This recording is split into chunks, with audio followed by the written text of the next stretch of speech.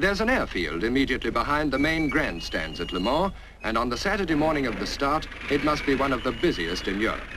By 11 a.m., 100,000 people are on the scene. There are still 5 hours to go.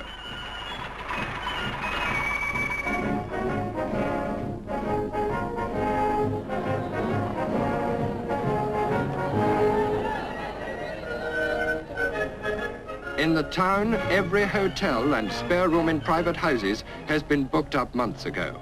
Far simpler to spend the 24 hours in the open, particularly if you haven't got a car.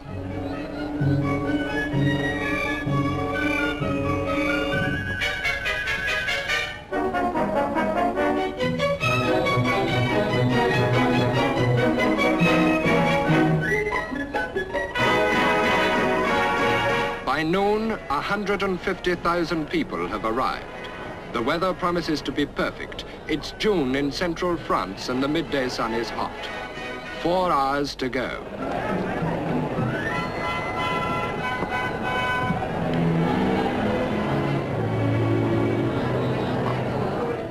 There's certainly no need to hurry over lunch. It's difficult to concentrate on eating after the race has started.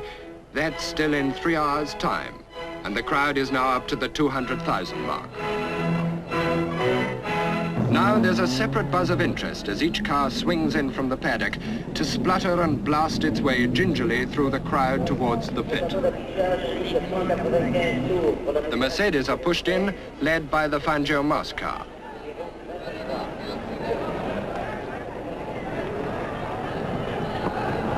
As Ken Richardson backs his TR2 to the pit, there are 2 hours to go before the start.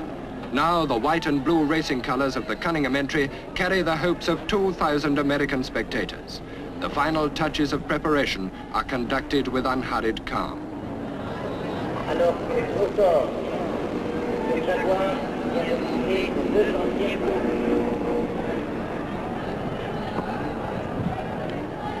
Spare parts and tools to be used during the race must be carried in the car.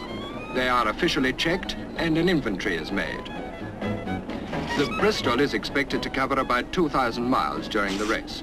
Cars may change their tyres, of course, but every wheel change means a loss of time. Time means distance, and Le Mans is won on distance covered. The car must be kept lapping on the road and lapping fast. There is only an hour and a quarter left before the start.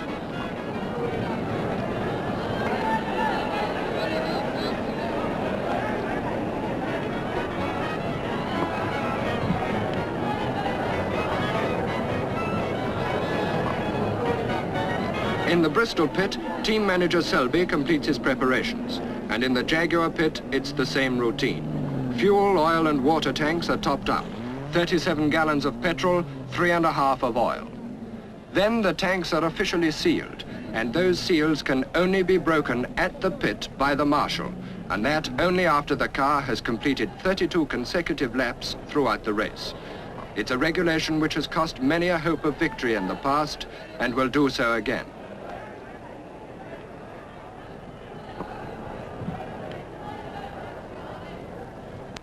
Now there are 45 minutes to the start, and most drivers would rather chat than be alone.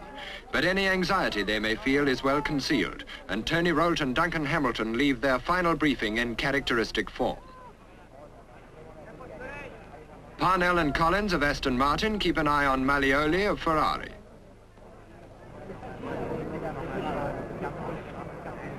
Colin Chapman of Lotus looks well pleased with life as usual, but Lance Macklin and his young American wife are thoughtful. And with 20 minutes to go, enter Fangio, world champion driver.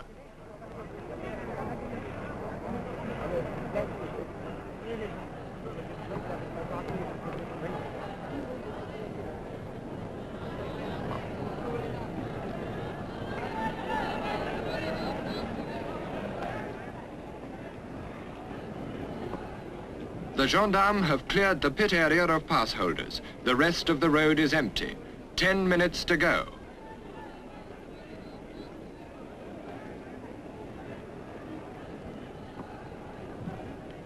There are over 250,000 people at Le Mans.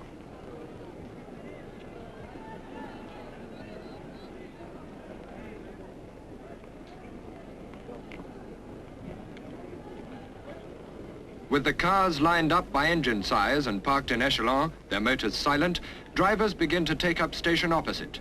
There are 5 minutes to go. Pit gallery, counters, stands and terraces to the rails are jammed. 2 minutes to go. The crowd grows quiet. All eyes focus in one direction on one man who holds a flag. 1 minute, 45 seconds, 30, 15.